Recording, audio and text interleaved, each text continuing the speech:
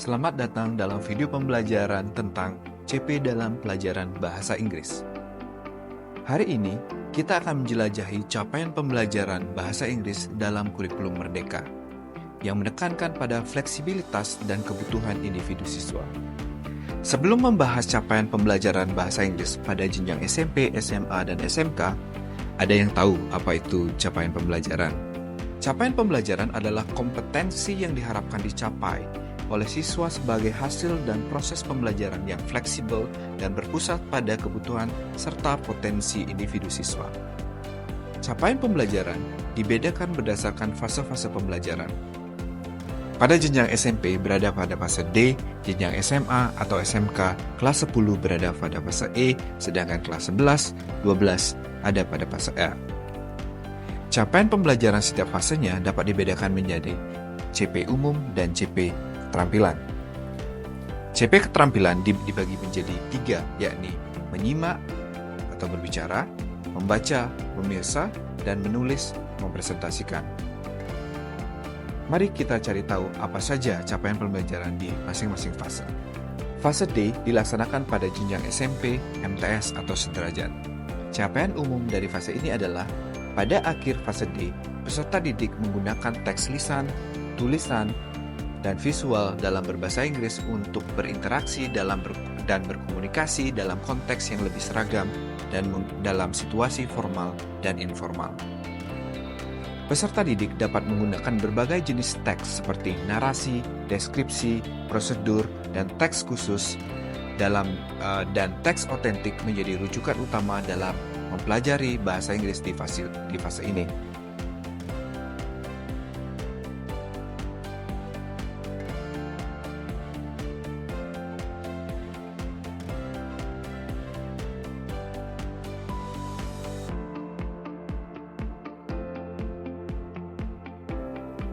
Jenjang SMA dan SMK dibedakan menjadi 2 fase, yakni fase E dan fase F.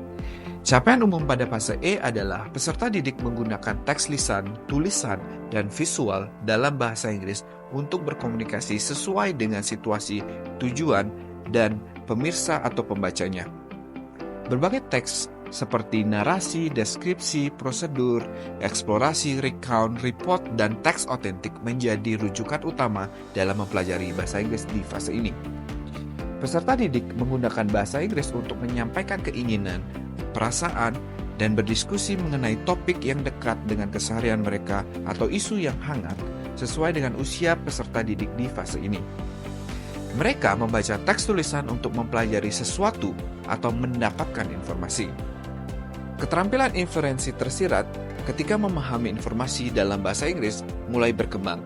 Peserta didik memproduksi teks tulisan dan visual yang lebih seragam dengan kesadaran terdapat tujuan dan target pembaca.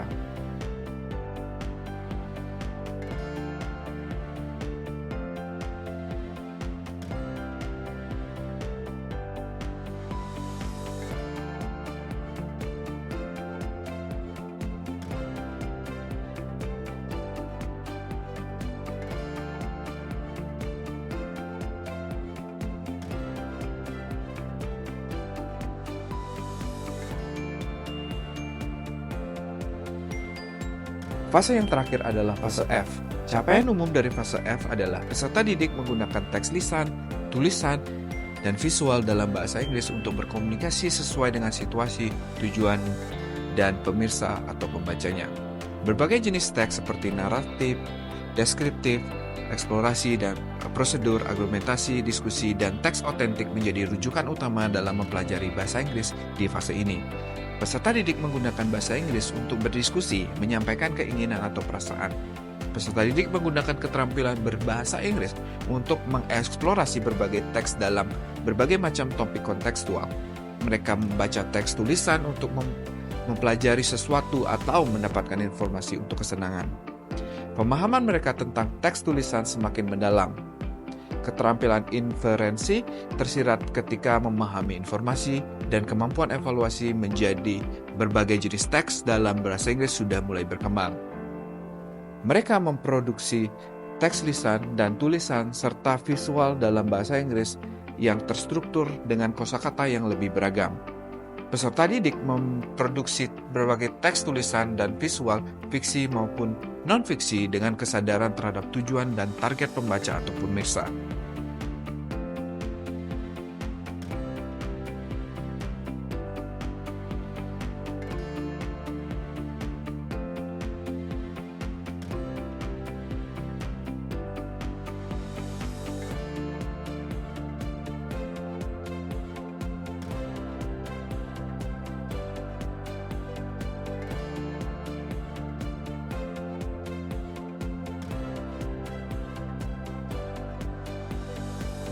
Demikianlah capaian pembelajaran bahasa Inggris pada tingkat SMP hingga SMA, SMK.